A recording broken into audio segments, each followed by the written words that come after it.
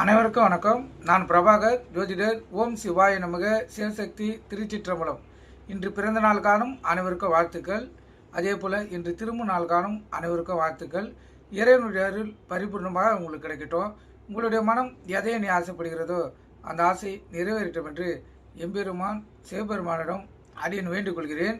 இப்போ நான் என்ன சொல்ல போகிறேன்னா, இப்போ ஆணுக்கும் பெண்ணுக்கும் திருமணம் பண்ணக்குள்ள அவங்களுக்குள்ள இந்த தாம்பத்திய உறவு திருப்திகரமாக இருக்குமா என்று ஒரு விளக்கம் இருக்குது. அந்த விளக்கம் சொல்கிறேன், கருத்தில் கொள்ளுங்கள்.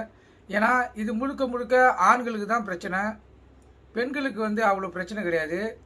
ஏன்னா இந்த தாம்பத்திய உறவில் பிரச்சனைகள் ஏற்பட்டு விவாகரத்து மட்டும் போய் பிரிஞ்சிருக்காங்க. அந்த பெண்மணி அம்மா வீட்டில் கூட சொல்ல மாட்டாங்க. சில வருடங்கள் கழித்து அதுக்கப்புறம் சொல்லுவாங்க. அவங்க வீட்லேயும் திட்டுவாங்க, ஏன் இதை முன்னாடியே சொல்லலைன்னு. அதனால் ஜாதக கட்டத்தில் ஒரு ஆணுடைய ஜாதக கட்டத்தில் இணைக்கக்குள்ள மிகவும் கட்டத்தை ஆராய்ந்து அவருக்கு இல்லற வாழ்க்கையில் சுகம் தரக்கூடிய அமைப்பு இருக்குதா பார்த்துட்டு தான் இணைக்கணும். அதில் ஒரு அமைப்பை சொல்கிறேன், இது நடைமுறை வாழ்க்கையில் பொருந்தக்கூடியது. பல பேர் இந்த அமைப்பில் விவாகரத்தாகி பிரச்சனையுடன் பிரியக்கூடிய வாய்ப்பை ஏற்படுத்தக்கூடிய அமைப்பு, கருத்தில் கொண்டு பயன்பெறுங்க.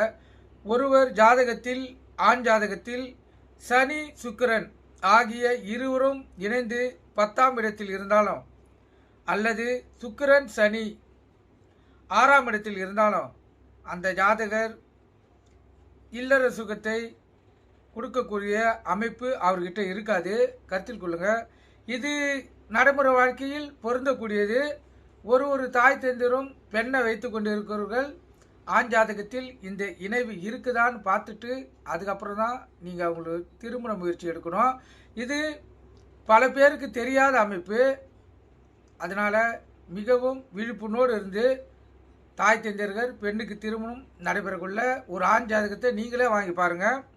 பார்த்துட்டு இந்த 10ஆம் இடத்தில் சனியும் சுக்கிரனும் சேர்ந்திருக்கிறதா, இல்லை 6ஆம் இடத்தில் சனியும் சுக்கிரனும் சேர்ந்திருக்கிறதா பாருங்கள். குரு பார்வை இருந்தாலும் அவருக்கு அந்த ஆண்மைத்தன்மை இருக்காது. நீங்கள் கருத்தில் கொண்டு பயன்பெறுங்க. நன்றி, வணக்கம், வாழ்க வளமுடன்.